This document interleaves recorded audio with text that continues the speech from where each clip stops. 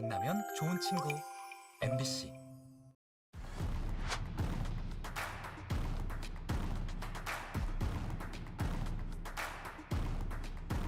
화석연료를 쓰는 그런 교통수단에서 도보와 자전거를 이용한 친환경 이동수단을 중심으로 한 도시의 어떤 생활 권역 전체를 조정하겠다.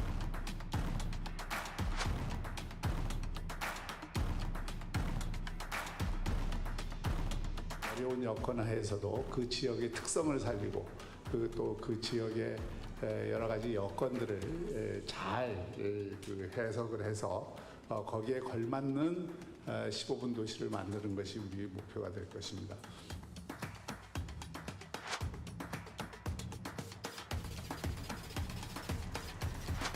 여러 가지 불편한 요소도 있고 그래서 우리 도시가 갖고 있는 여러 가지 문제점들 발을 내디딜기도 힘들 정도의 계단과 노후된 계단 등 위태로운 길들이 너무 많습니다.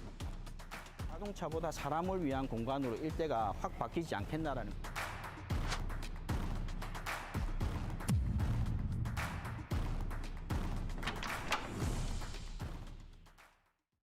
여러분 안녕하십니까? 조경건입니다.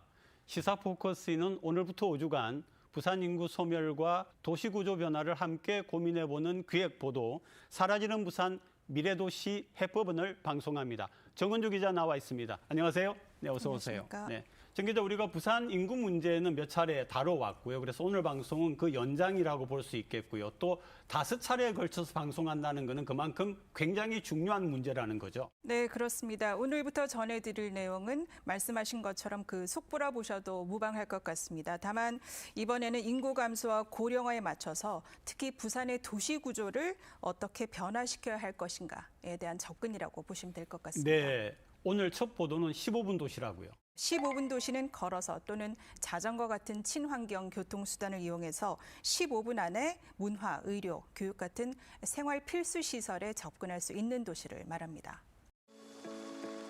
지난 6월 부산 서구청입니다.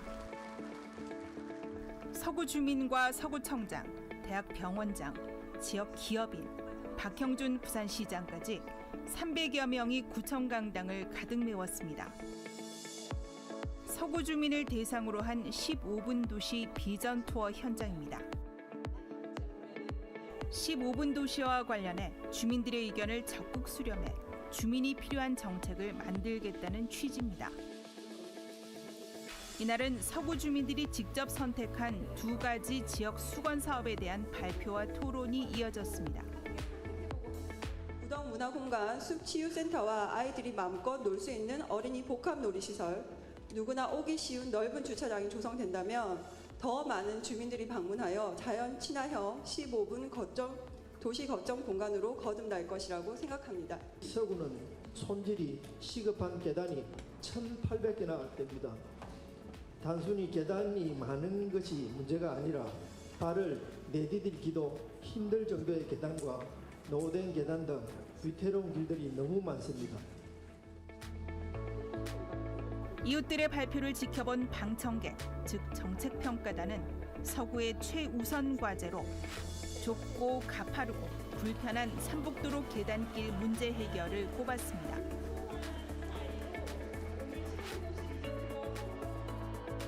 이 같은 15분 도시 비전 투어는 횟수로 3년째 이어져오고 있습니다.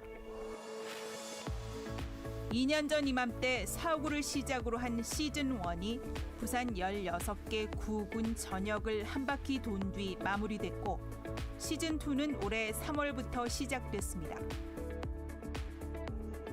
15분 도시는 걸어서 또는 자전거와 같은 친환경 이동수단을 이용해 15분 안에 문화, 의료, 교육, 복지 등 생활 필수 시설에 접근할 수 있는 도시를 말합니다. 박형준 시장은 자신의 1호 공약인 15분 도시를 시민들에게 설명하는 데 공을 들이고 있습니다. 어려운 여건 하에서도 그 지역의 특성을 살리고 또 그 지역의 여러 가지 여건들을 잘 해석을 해서 거기에 걸맞는 15분 도시를 만드는 것이 우리 목표가 될 것입니다. 이곳은 어린이 복합문화 공간입니다. 다름 아닌 시청사 1층에 자리 잡고 있습니다. 독서와 놀이공간, 유명 화가들의 명화를 미디어 아트로 감상하는 디지털 체험관, 또 VR 체험존과 한쪽 구석엔 카페도 있습니다. 누구나 언제나 편안하게 드나들라고 공간 명칭도 들락날락입니다. 지난해 9월 문을 연 지 1년 만에 방문객 20만 명을 돌파했습니다. 부산시는 이곳을 15분 도시 철학이 가장 잘 드러난 핵심 공간으로 소개하고 있습니다. 시민과 가까운 곳에 다양한 계층이 쉽게 이용할 수 있는 곳. 이웃 공동체 회복에도 도움이 될 거란 기대입니다. 이 어린이 문화복합센터 이런 것을 부산의 브랜드 정책으로 만들어야 되겠다고 생각을 하고 있습니다. 거기에는 또 아이들만 와서 있는 것이 아니라 부모와 함께 와서 즐기고 배우고 익힐 수 있는 이런 것들이 15분 도시의 굉장히 중요한 앵커 시설들이 될 겁니다. 부산시는 2026년까지 시 전역에 모두 200개, 2030년까지는 300곳에 어린이 복합문화공간 들락날락을 조성할 계획입니다. 부산 진구 당감동과 계금동 일대입니다.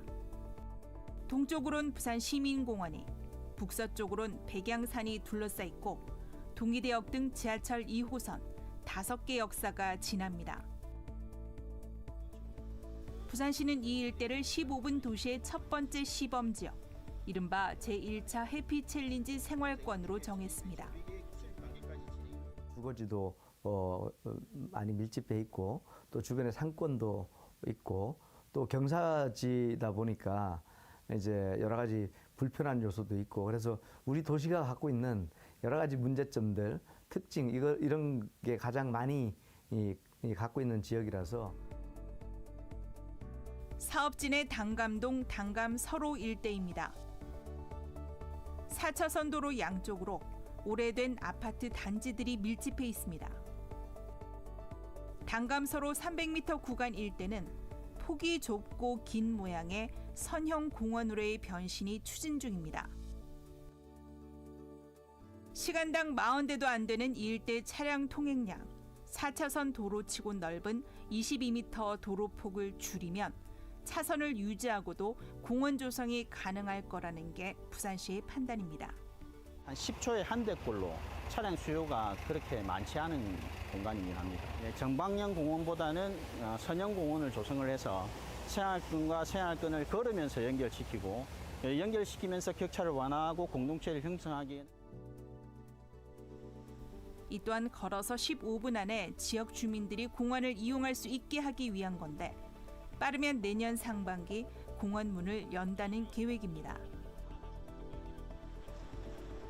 보행은 물론이고 정상적인 대화가 힘들 만큼 차량 소음이 심한 이곳 역시 해피챌린지 사업 대상지입니다.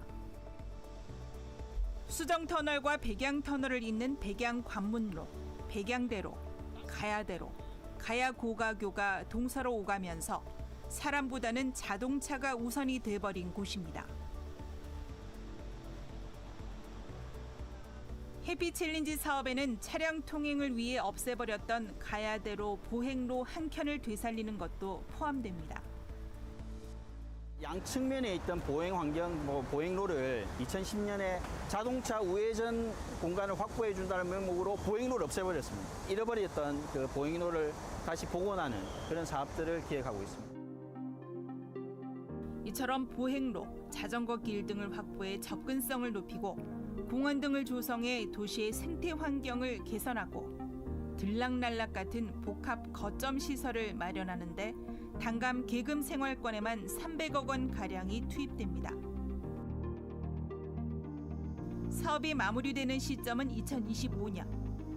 2년 뒤면 부산시가 그리는 15분 도시의 모델이 이 일대의 모습을 드러내는데 15분 도시 사업의 성패가 달렸습니다. 부산시는 부산 전역을 62개 소생활권으로 나눠 15분 도시 조성을 추진합니다. 그중 당감 계금에 이어 지난 8월에는 4.59 신평, 장림생활권, 사상구의 괴법 감전생활권까지 이렇게 모두 3곳이 시범사업 대상지로 선정됐습니다. 15분 도시는 보행 중심의 편리한 도시, 그렇게 이해를 해도 될 것 같고요. 그다음 햇빛 챌린지라고 방금 단감 개금 그 생활관에 시작된 걸 보니까 뭐 시작이라서 아직은 뭐 별로 보이는 건 없어도 그래도 굉장히 기대를 할 수 있겠다 이런 생각이 드는데요. 네, 여기서 중요한 건 보행 중심이란 겁니다. 부산시의 15분 도시 정책을 이해하기 위해서는 그 개념이 탄생하고 또 정책을 시행 중인 프랑스 파리의 15분 도시를 들여다볼 필요가 있습니다. 15분 도시 개념이 처음 시작된 곳은 프랑스 파리입니다. 프랑스 학자 카를로스 모레노 교수가 2016년 제안했고 파리 안 이달고 시장이 2020년 정책 공약으로 제시해 추진 중입니다.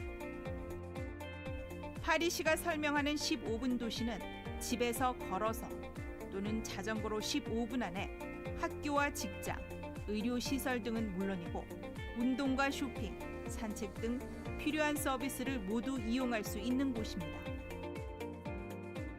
Cities should be designed or redesigned so that within the distance of a 15-minute walk or bike ride, people should be able to live the essence of what constitutes the urban experience.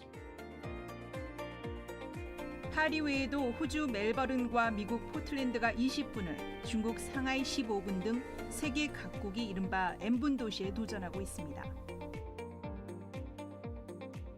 세계 N분 도시의 공통된 가치는 근거리에서 모든 생활이 가능한 환경을 조성해 이웃 간 연결을 강화하고 탄소 배출을 줄여 도시의 지속 가능성을 높이는 것입니다.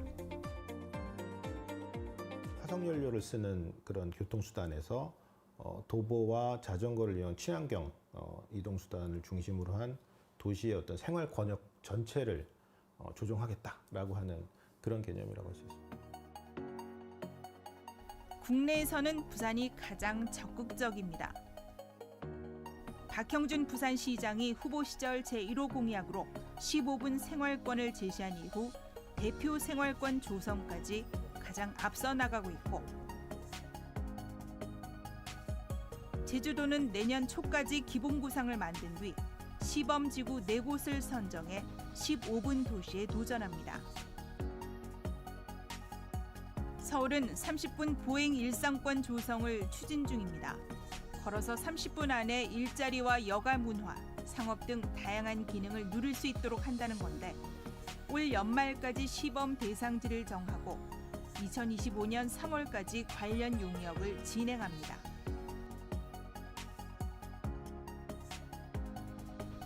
N분 도시는 압축적인 공간 구조가 특징입니다. N분 거리 안에서 필요한 서비스를 이용할 수 있어야 하기 때문입니다. 해외 주요 도시에 이어 부산 등 국내 일부 도시도 N분, 즉 근거리 생활 환경 조성을 추진하면서 관련 연구도 진행 중입니다.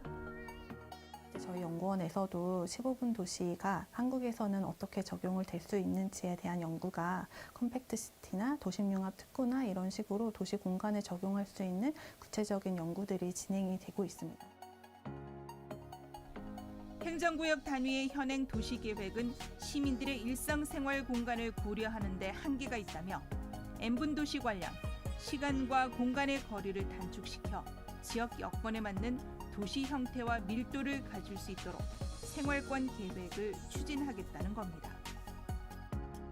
국토교통부에서도 최근에 이제 도시 기본 계획을 만들고 생활권 계획이라는 걸 다시 또 세우고 있습니다. 그 생활권이라는 것 자체가 지금 15분 도시가 지향하는 어떤 형태하고 유사한 형태로 진행되고 있기 때문에 그런 그 개인들의 어떤 삶들, 뭐 시민들의 삶의 질과 연관된 것이기 때문에 이것은 지속 가능할 수밖에 없지 않나 생각합니다.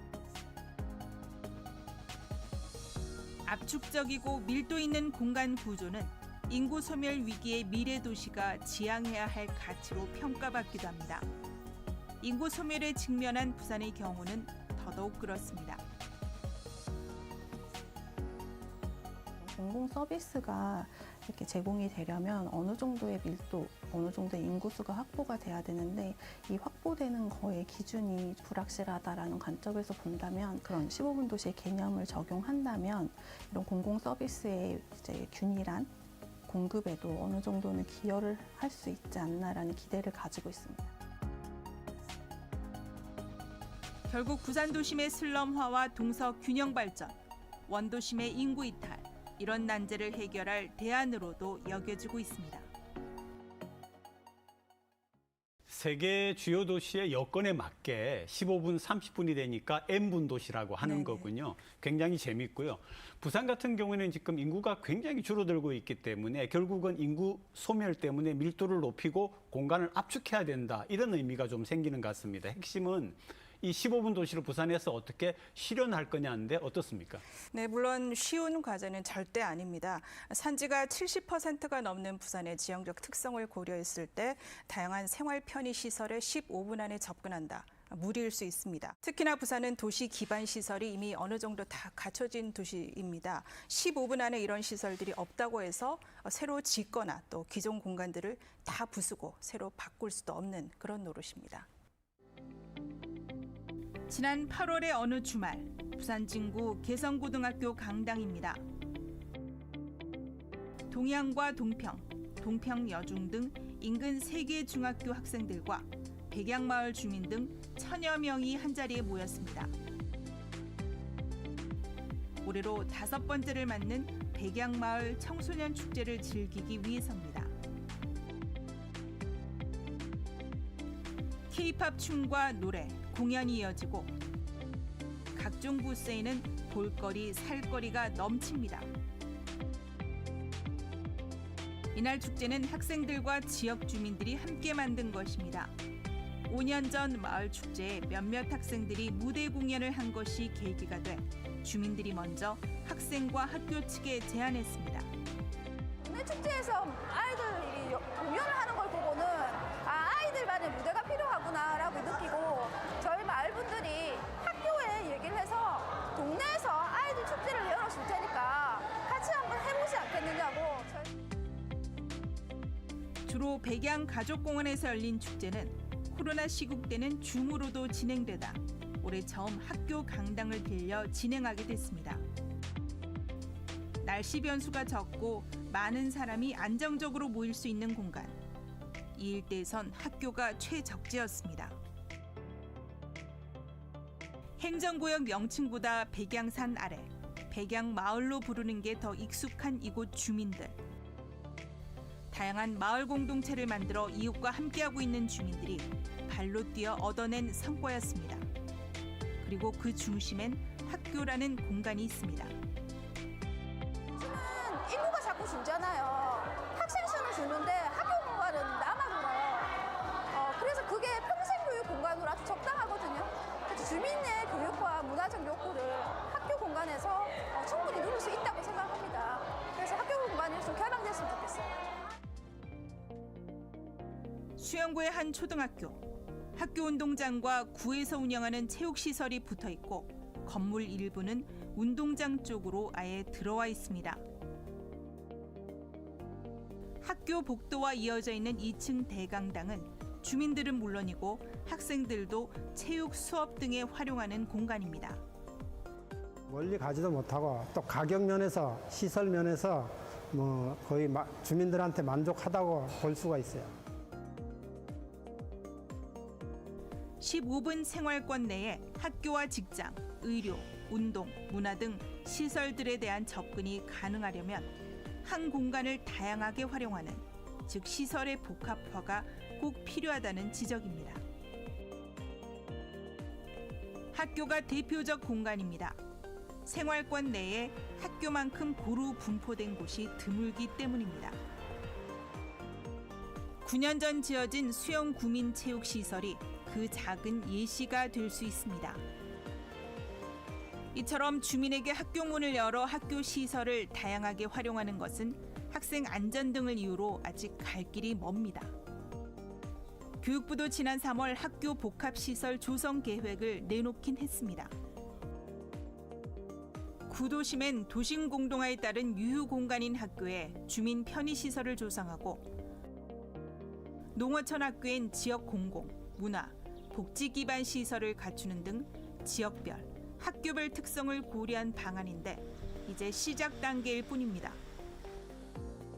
그 학교 운동장 하나를 좀 지혜롭게 같이 쓸 수 있다면 얼마나 많은 땅을 세이브할 수 있고 더 많은 나무를 심을 수 있고 공원도 가질 수 있을 것으로 생각하고 집도 지을 수 있을 것이고요. 근데 우리는 그거를 그냥 수평으로 늘어놓고 또 새로운 것을 찾으려고 하니까 참 쉽지 않아요.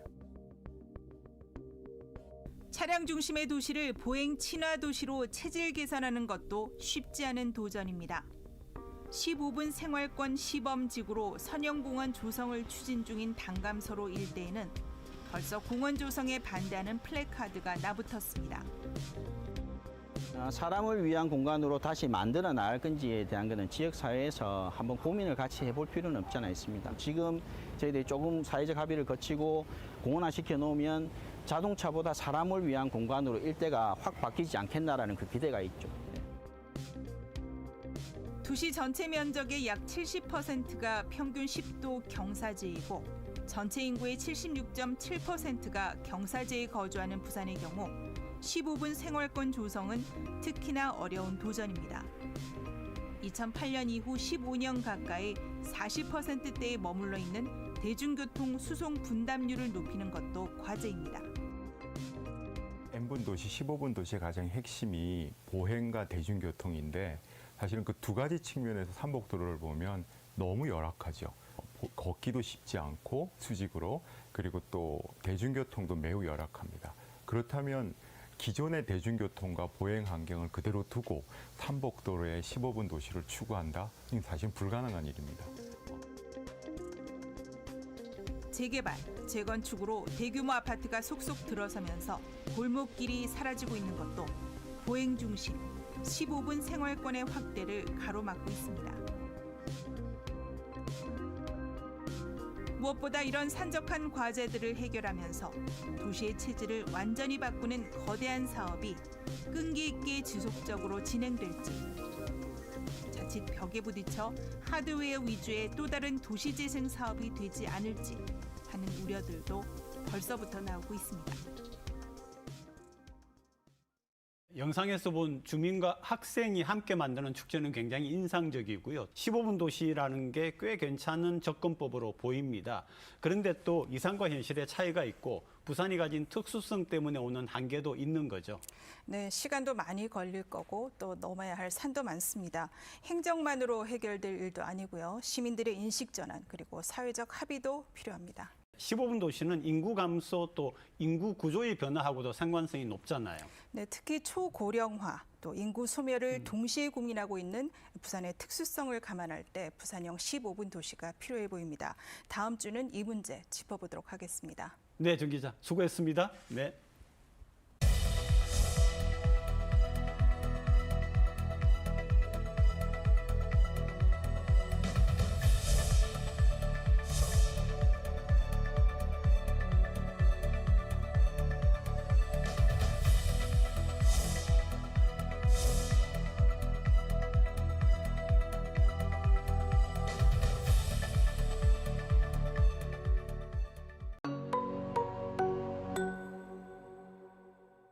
한 주간 주요 뉴스를 분석해드리는 뉴스앤이슈. 오늘도 부산시의회 서지현 의원, 이준호 의원 두 분 함께합니다. 어서 오십시오. 네, 안녕하세요.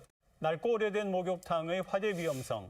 지난주에 짚어드렸는데 이번에는 노후 아파트에서 불이 나 2명이 숨졌습니다. 대피할 곳이 없어 베란다 난간에 매달려 있다 끝내 추락했습니다.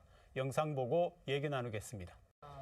부산시 부산진구 계금동의 한 아파트 7층에서 불이 났습니다. 불길은 30여 분 만에 잡혔지만 새까맣게 탄 집안은 잿더미가 됐습니다. 화재 당시 거주자들은 불길과 연기를 피해 베란다 난간을 붙잡고 있다 버티지 못하고 추락했습니다.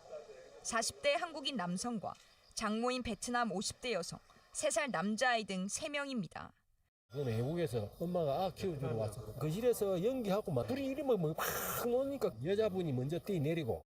사위와 장모는 모두 숨졌고 아빠 품에 안겨 떨어진 아이는 크게 다쳐 병원으로 옮겨졌습니다. 저희가 도착했을 때는 여기 거주자가 모두 다 저 화단 쪽으로 초락해 있는 상황이었습니다. 노후 아파트라 방제 시설이 전혀 갖춰지지 않은 점도 피해를 키웠습니다. 불이 나면 옆집으로 대피할 수 있는 경량 칸막이도 없었습니다. 스프링클러는 92년부터 16층 이상 아파트에 설치가 의무화됐지만 해당 아파트는 92년 이전에 건축 허가가 나 설치 의무도 없었습니다. 부산의 공동주택 3,900여 곳 중 이처럼 스프링클러 설치 의무가 없는 노후주택은 1,100여 곳에 달합니다. 근데 이제 궁금한 게 왜 발코니로 그렇게 간 거예요? 우선 우리나라 같은 경우는 92년 7월 경에 이제 소방법과 주택관리시설에 대한 부분의 법률이 다 개정이 되었습니다. 30년 전이네요. 네, 그 92년 7월에 이런 법률 개정이 되면서 이런 화재 시설을 설치를 하게 되는 의무들이 좀 부과가 되기는 했는데 그 말은 결과적으로 92년 7월 이전에 협의가 되었거나 준공이 된 건물들은 이런 스프링쿨러라든지 경량 칸막이나 별도의 대피 시설이 전혀 만들어지지 않아도 됐었다라는 점으로 반증을 할 수가 있습니다. 네. 그러니까 저희 부산 같은 경우는 대부분이 20년에서 30년 이상 된 노후 건물들이 많은 상황입니다. 그러다 보니 지금 현재 소방기본법이나 주택법에는 들어가지 않는 그런 사각지대의 건물들이 많다라고 판단이 좀 됩니다. 불이 나서 입구가 봉쇄되게 되면 기본적으로 외부로 갈 수 있는 출구는 발코니뿐입니다. 그래서 우리가 숙박업소에 가보면은 발코니에 왕관기를 설치해 두기도 하고요. 또 피난구를 설치해 두기도 합니다. 정확하게 이 원인을 진단하고 또 이런 것들이 재발되지 않도록 하는 것이 가장 중요할 것으로 보여집니다. 소방시설이 안 되어 있는 그런 노후 아파트가 뭐 16만 가구 이상이라고 하는데 이게 시설을 두고 보면 낡은 시설이 굉장히 많을 것 같은데요. 다른 종류라도 할지라도. 네. 우리 부산 지자체가 특히나 좀 신경을 써야 하는 부분입니다. 네, 이제 네. 계속해서 노후 건물에 대한 안전성을 문제 제기하는 것은 이미 30년 이상이 된 건물이 굉장히 많다라는 추산도 있고 실제로 그로 인한 인명 피해, 자산 피해가 너무나 분명하게 예고가 되어 있기 때문입니다. 특히나 이렇게 상위법 개정으로 인해서 지금은 소방 시설에 대한 설치가 의무화가 되어 있지만 그렇게 되지 않은 건물들에 대한 관리를 어떻게 할 것이냐라고 고민을 한다면 스프링클러를 재설치한다거나 뭐 경량 칸막이를 설치를 할 수 있는 현실적인 조건은 불가하다라고 보아야 합니다. 부산시의 추산에 따르면 부산의 30년 이상 된 공동주택은 1,210단지입니다. 추산을 하면 약 14만 7천 세대가 좀 정확한 숫자로 보입니다. 이러한 상황에서 이제 이 사각지대들을 우리가 좀 명확하게 분석을 하고 있고 소방에 대한 부분뿐만 아니라 침수나 태풍에 대한 피해까지도 같이 고민을 해야 되는 상황인 만큼 부산 자체의 재난관리 매뉴얼이 다시 좀 마련될 필요가 있습니다. 네, 이제 실제로 스프링쿨러나 대피 시설이 얼마나 확보되어 있는지 살펴보면요.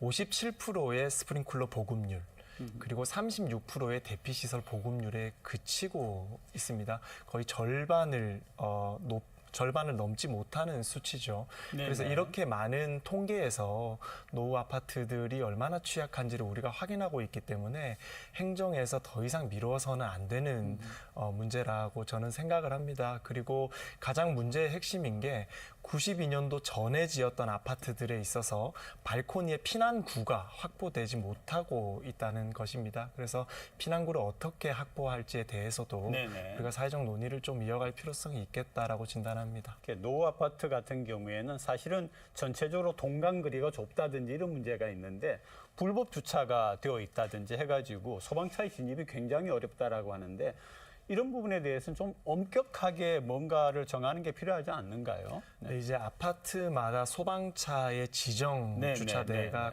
고지가 딱 되어 있습니다.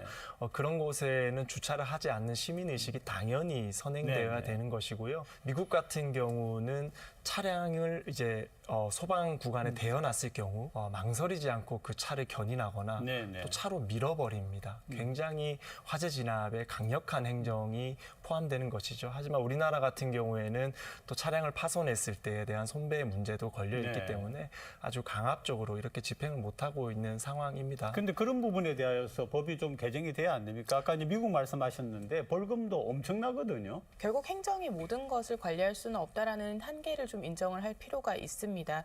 이렇게 노후화가 되어 있는 공동주택이나 단지들 같은 경우는 입주민들이 가장 그 구조를 제일 잘 압니다. 네. 그렇기 때문에 이제 지자체에서 관리를 하는 부분에 더해서 각 동별로 입주민들이 참여를 하는 과정으로 해서 대피소라든지 혹은 관리를 하는 부분에 대한 책임과 그리고 어느 정도의 권한을 좀 지원할 수 있는 지자체의 방향도 좀 필요해 보입니다. 이 부분에 대해서는 우리가 노후 건물 안전에 어떤 대책이 가장 시급하고 가장 중요한가 이 부분 짚고 넘어가죠. 지금 건축을 하고 인허가를 받으려면 소방시설을 의무적으로 넣어야 되는 것이고 그 소방시설은 건축주가 비용을 부담하는 것이 일반론입니다. 네. 그런데 이 노후주택들에 대해서 소방시설을 관에서 세금으로 지원한다? 이것 또한 엄청난 형평성 논란에 시달릴 수 있는 그렇네요. 것입니다. 네네. 그렇기 때문에 저는 관에서 화재에 취약한 지역을 선별해서 그 단지의 자부담을 조금 얹어서 네, 관에서 네, 일부 네. 부담하고 또 자부담을 조금 받아서 네. 하는 사업들을 좀 추진해 보면 우리가 점진적으로 화재 취약 개소들을 해소해 나갈 수 있지 않을까 생각합니다. 지자체의 예산은 주민들 그리고 시민들의 안전을 지키기 위한 부분에 대해서는 형평성에 대한 논란은 모두에게 그냥 적용이 되는 부분이니 크게 예산을 아까워할 필요는 없는 부분이라고 생각을 합니다. 네. 말씀드렸다시피 부산 지역 주거 시설에서 20년 이상 된 시설이 78%입니다. 그 정도로 많은 상황이고 더더군다나 화재 사망자가 건축 주택에서 이제 일어나는 경우가 73.2%로 높은데 우리 부산은 초고령화 사회 아니겠습니까?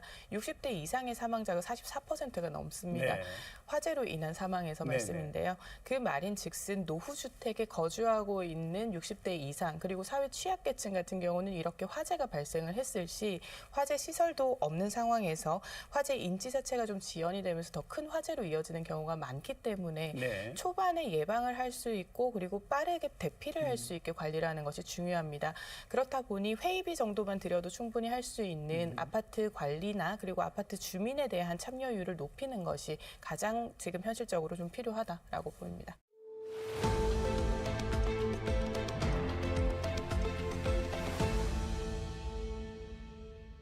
하윤수 부산시 교육감이 1심 재판에서 당선 무효형을 선고받았습니다. 교육계는 당혹스럽다, 혼란이 불가피해졌다라는 반응인데요. 1호 공약인 학력 신장 등 교육 정책의 차질이 불가피해 보입니다. 굳은 표정으로 법정으로 들어가는 하윤수 부산시 교육감. 검찰은 하 교육감이 지난해 교육감 선거를 앞두고 설립한 교육의 힘 포럼을 선거 사무소처럼 운영해 사실상 선거운동을 했다고 봤습니다. 또 출신 학교를 졸업 당시가 아닌 현재 학교명으로 기재한 것도 허위사실 공표로 보고 벌금 700만 원을 구형했습니다. 재판부는 이 같은 검찰의 공소 사실을 모두 받아들였습니다. 이를 토대로 검찰이 구형한 벌금 700만 원을 선고했습니다. 현직 교육감이 법 위반으로 당선 무효형을 받은 건 지난 2010년 직선제가 실시된 이후 처음입니다.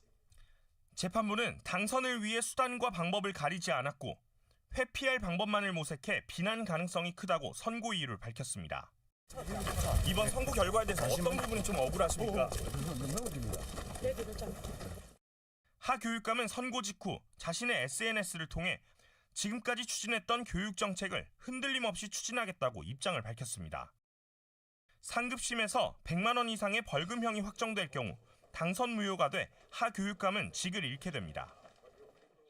벌금 100만 원 이상만 되면 당선 무효인데 700만 원을 선고받았거든요. 이유가 있는 거예요? 네, 이제 선거법상 혐의는 세 가지로 분류됩니다. 네. 먼저 8만 원 상당의 본인의 자서전 5건을 기부한 행위. 네. 그리고 두 번째는 선거 개시일 전에 포럼을 구성해서 유사 사전 선거 운동을 한 혐의.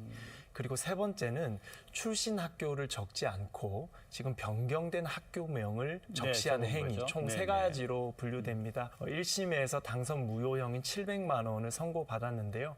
우리나라는 3심제가 기본 원칙입니다. 네, 네. 그래서 하윤수 교육감께서 항고해서 재판부에 본인의 입장을 소명하겠다라는 추가 입장을 밝혔기 때문에 우리가 추가 상고에서 어떤 재판이 일어날지를 좀 지켜봐야 될 것 같다 생각합니다. 네, 사법부의 판단은 존중을 해야 되는 부분이니까요. 네. 이제 검찰의 구형이 그대로 이제 재판부에 인용이 되었다라는 부분에 대해서 그만큼 정황이나 증거가 좀 명백했다라고 사법부가 판단했다라고 이제 판단을 하고 있습니다.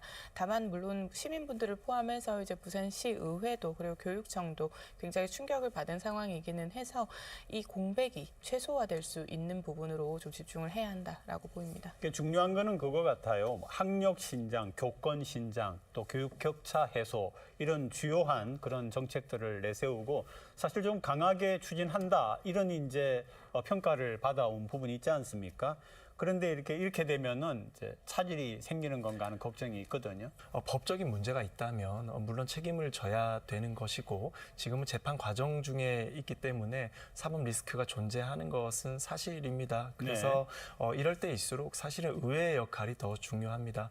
부산시의회 교육위원회에서 교육청을 더 잘 관리 감독해야 되는 것이고 또 교육감이 재판 과정에 돌입했기 때문에 이런 과정에서는 교육청의 시스템이 제대로 작동할 수 있는지를 의회에서 더 면밀히 잘 살펴봐야 된다고 생각합니다. 부산 교육감의 자리는 우리 부산의 모든 학생들과 학부모 그리고 교사들을 위한 정책을 이끄는 수장 아니시겠습니까? 그렇죠. 이 부분에 공백이 발생을 한다면 혼란이 일어날 수밖에 없습니다. 그리고 지금 시기 같은 경우는 또 수능도 바로 앞두고 있고 여러 가지 챙겨야 할 대조사가 좀 많습니다. 교육청의 예산이 5조 6천억입니다. 그렇죠. 이 5조 엄청나죠. 6천억 되는 네네. 이 예산이 이제 임기 2년 차인 만큼 이제 편성이 되고 초반 사업들이 시작이 되고 있는 단계입니다. 여기에서 공백이 발생을 한다면 정책의 지속성이나 그 효과성을 보는 게 굉장히 어려워지기 때문에 우리 교육청의 입장에서도 시의회 입장에서도 모든 가능성을 열어두고 부교육감부터 해서 이 공백을 최소화하는 데 좀 집중을 해야 할 것 같습니다. 일반 시민들 같은 경우에는 이제 잘 모르시니까 이런 이제 판결을 받고 나면은 바로 직무가 정지되는가? 이런 이제 생각을 가지신 분도 있고 그런데 어떻습니까? 네, 아까 제가 앞서 말씀드린 것처럼 3심제가 원칙입니다. 네, 네, 그래서 마지막 3심에서 어떤 판결이 나는지가 주요한 것이고요. 만약에 3심에서 100만 원 이상의 형이 떨어진다. 그러면은 당선 무효입니다. 그러면 직무 정지가 되는 것이고요. 만약에 100만 원 미만의 벌금형을 받게 되면 교육감직을 유지하게 됩니다. 우리가 가정론으로 봐서 만약에 100만 원 이상을 받았다 하게 되면 교육청은 부교육감 직무대행 체제로 가게 됩니다. 그래서 시스템에 따라서 재보궐선거 기간까지 부교육감이 직무대행 체제로 이끌게 됩니다. 원칙적으로 봤을 때 재보궐선거가 일어나게 된다면 10월쯤에 내년 10월쯤에 일어날 것으로 보여지고요. 하지만 저는 한윤수 교육감께서 상고에서 충분히 재판부에게 본인의 혐의를 잘 소명해서 부산의 교육을 끝까지 잘 이끌어 가주시면 좋겠다라는 개인적인 소견을 가지고 있습니다. 그러니까 마지막 대법 판단까지는 대개 내년 10월 정도까지 간다. 한 1년 정도가 간다. 그런 얘기입니까? 1심 같은 경우는 공소가 제기된 날로부터 한 6개월 그리고 2, 3심 같은 경우는 판결 선고 후 3개월 이내로 규정은 하고 있지만 어디까지나 권고사항이고요. 조금 더 길어질 수도 있습니다. 그러한 의미에서 방금 이 의원님께서 말씀하신 것처럼 10월 정도가 만약에 이제 당선 무효형이 확정이 된다면 이제 보궐선거가 이루어질 거다라는 말씀인데요.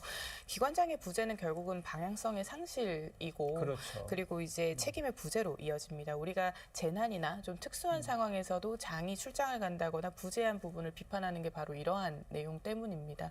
그렇기 때문에 이제 하윤수 교육감님께서도 물론 많은 혼란스러움 속에서 지금 직무를 하셔야 되겠지만 재판도 중요하지만 좀 직무에 집중해 주시고 교육청도 부산시도 의회도 다 한마음으로 좀 우리 학업의 공백을 좀 최소화하는 데 집중해야 할 것 같습니다.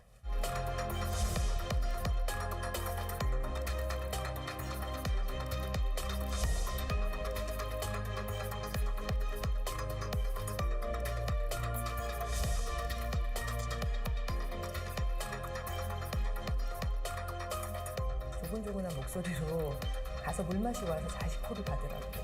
1시간 동안 고객이 욕설을 하지 않았기 때문에 전화를 끊을 수가 없었어요.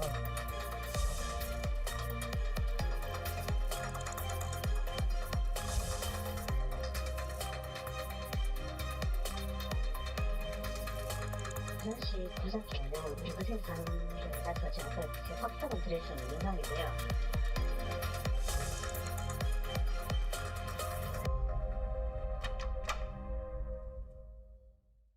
부산 지역 근로자 10명 중 3명 이상이 감정 노동자입니다. 콜센터 직원 붙잡고 전화로 1시간 이상 괴롭히는 악성 민원인이 정말 많다고 합니다. 그래서 부산시가 시간 제한제 표준 매뉴얼을 최근 발간했는데요. 이게 무용지물이라는 겁니다.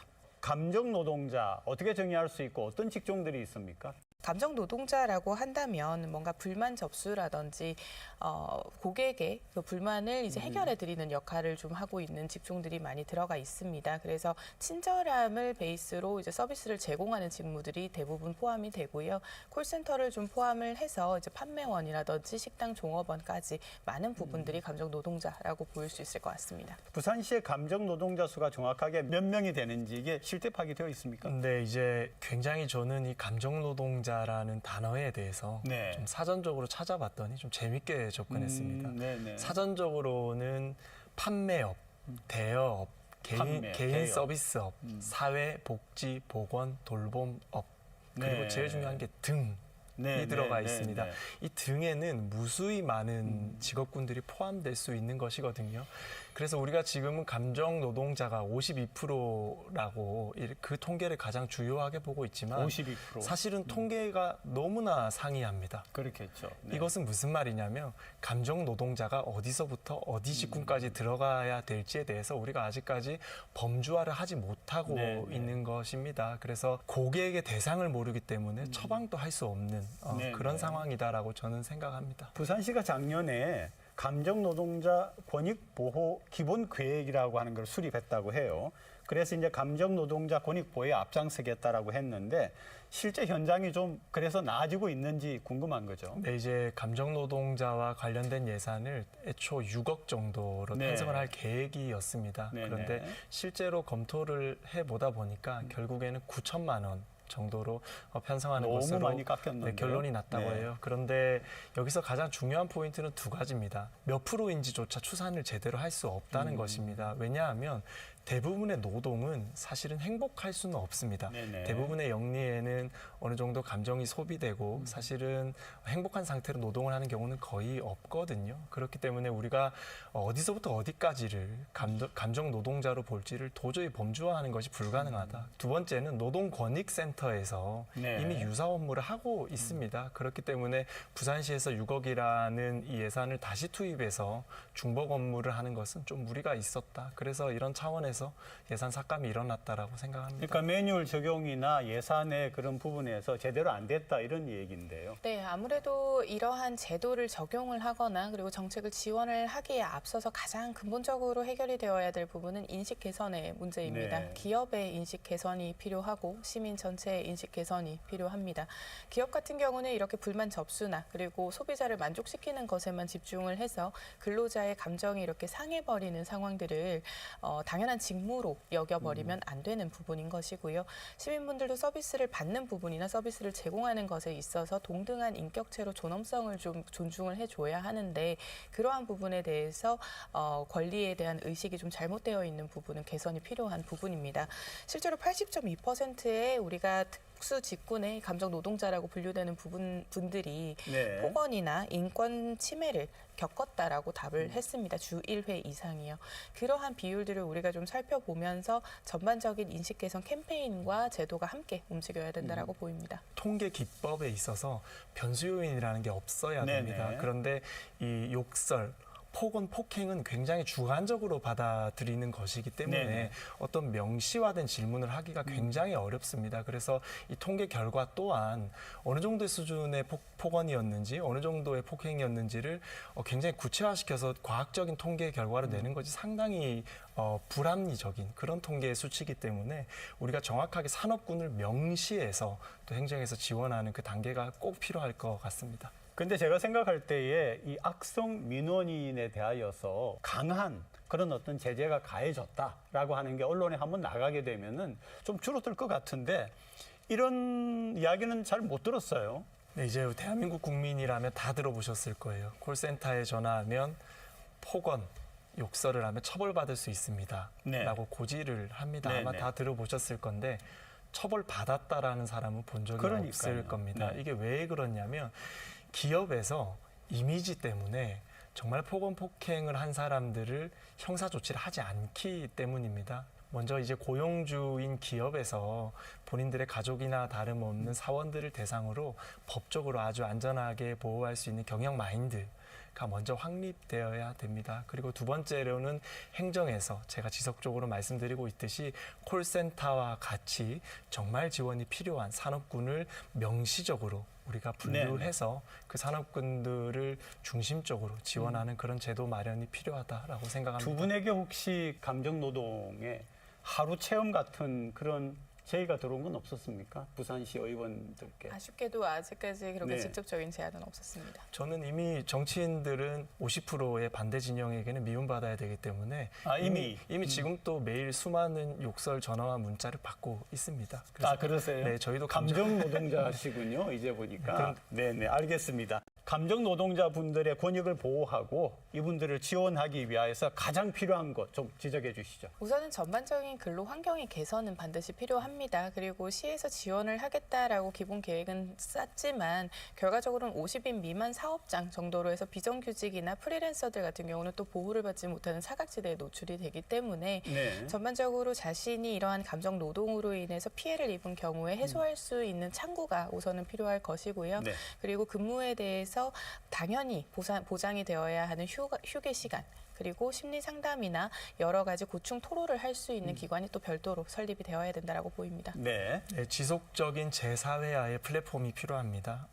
상처를 받게 되면 일시적으로 업무에서 이탈하고 그리고 단기적인 재사회화 프로그램을 통해서 다시 업무로 복귀할 수 있는 그런 플랫폼을 관해서 꼭 좀 당연히 유급으로 하면서 그죠? 관해서 꼭 좀 만들어주면 좋겠다라는 생각을 하고 있습니다. 네, 두 분 오늘도 고맙습니다. 네.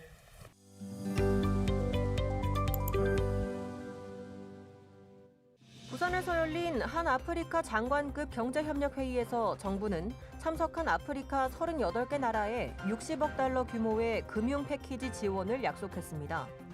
이와 함께 추경호 부총리는 한국과 아프리카가 미래 파트너십을 구축해 협력 관계를 강화할 수 있도록 2030 부산 엑스포 지지를 간곡히 당부드린다고 강조했습니다.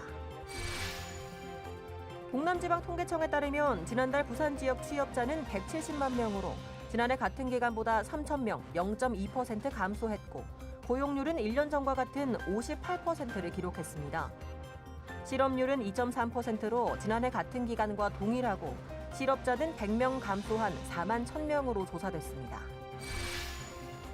주택연금 가입자가 올해 7월 기준 11만 5천 명을 돌파한 가운데 가입자의 62%가 서울과 수도권에 몰려 있는 것으로 나타났습니다. 주택금융공사에 따르면 주택연금 가입자 수는 경기도가 39,984명으로 가장 많고 이어 서울이 31,717명, 반면 초고령 사회에 진입한 부산은 9,241명에 불과했습니다. 법원은 부하 직원을 성추행한 혐의로 징역 3년을 선고받고 복역 중인 오거돈 전 부산시장에게 5천만 원을 손해배상하라고 선고했습니다. 앞서 피해자는 오 전 시장을 상대로 30억 원의 손배소를 제기했으며 재판 과정에서 오 전 시장 측은 피해자에게 책임을 떠미는 듯한 의견서를 제출해 논란이 일기도 했습니다.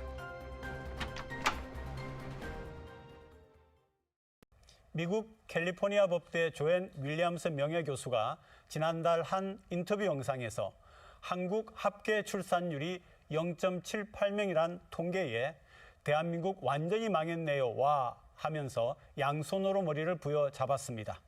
올해 2분기 부산은 0.66명입니다. 인구 소멸 도시 부산, 이제 도시구조의 변화가 시급합니다. 시사 포커스인 다음 주 일요일 다시 뵙겠습니다. 고맙습니다. No, I'm not colorblind. I know the world is black and white.